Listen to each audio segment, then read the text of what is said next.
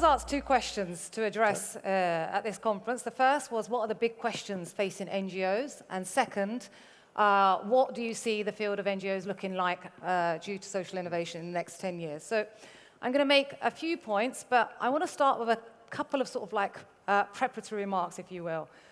One, all this excitement that we have around social innovation, I think we all need to realize that my generation and your generation didn't discover social innovation by any means. And for all of you that want to know a little bit, I would urge you to read Jeff Morgan's, I think it was 2006 report, where you really talk about the history of social innovation, how it's led to so many progressive policies of movements in the past couple of centuries. Secondly, I'm obviously not going to be talking about NGOs as one big whole because there is so much diversity.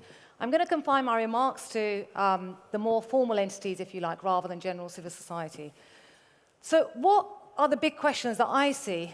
There are four, and I'm going to go through them. I'm going to go through them very quickly because I have this ticker here that's going by very fast.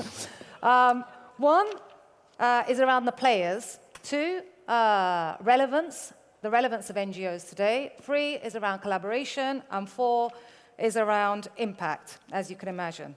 The players, there is a huge distinction between, I think, the older, more established NGOs, and that, I would say from Turkey, a couple of decades old, and the more younger social entrepreneurs or social innovators, the grassroots organizations. Their experiences of social innovation is actually very, very different. The older ones have actually struggled with it, I think. The younger ones, they're not so stuck on defining it and framing it. They just want to get on with it and do the work. The second thing that I've seen is that the support for the younger organizations, there's a lot out there. You know, there's the incubators, there's the competition, there's Imagir and Zorlu and so on and so forth. And there isn't so much of that for the older organizations. You know, before we had, what enabled us to grow in Turkey, at least, was the EU funding, the foreign foundations, the UN. And as that has become less and less, due to us becoming a middle-income country, we've seen that this has actually also posed challenges for our growth and our learning.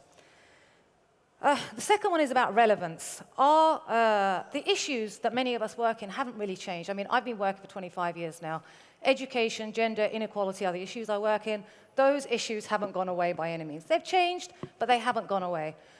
But the way that we work in these issues has to change, and we've seen that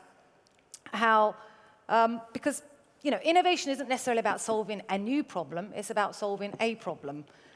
And at least in one of the organizations that I represent, Achev, we've seen that you have to really spend an enormous amount of time remaining relevant to not only the issues that you're serving, but to your beneficiaries and user groups. Just because, you know, we're lucky, we were based on a randomized control trial, which is like the holy grail of impact, if you like. And even so, I think that we haven't been as concerned as we should be about looking back and seeing whether our programs are serving our beneficiaries. And I think a lot of the focus on NGOs around social innovation is more on the supply side rather than the demand side. Collaboration, where despite all this talk of partnerships and stakeholder engagement, we're actually a proprietary sector, and we have these wars between the young and the old, and within ourselves and within the other sectors. And we really need a much more concerted effort on collaboration. And yes, of course, these kinds of gatherings are important, but it's actually what happens outside these gatherings that is more important in terms of collaboration on the ground in action. Oh my God, I've got 35 seconds.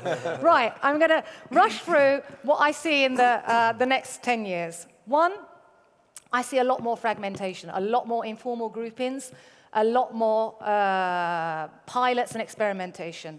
Two, I see a lot more funding going into this area because of the philanthropists and the big businesses that come in.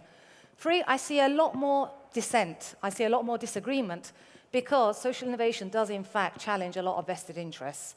And we are going to see that. We're going to have to deal with it. I see a lot more challenges on impact. I'm over. Shall I stop?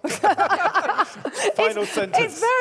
It's very nerve-wracking, this, having it in front of you. But let me finish on a couple of sentences around impact, because I think this is one of the biggest questions that we need to be discussing at this gathering, as well as others. Especially with regard to social innovation, I think we've sort of like been overly concerned with this ever-elusive systemic change approach. You know, systemic change is not necessarily everlasting. We've seen that in Turkey.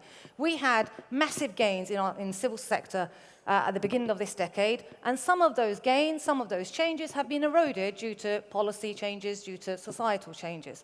So just because you achieve social change doesn't mean that you're there and that's it. Sometimes smaller incremental changes may lead to bigger changes anyway. So I would urge people to not get so hung up on this, having this systemic change, but small tweaks in our understanding, defining of our problem, can actually lead to, and I can give lots of examples maybe in the discussion afterwards about how we manage to do this in our organisation. So thank you very much, and I'm sorry I went over time.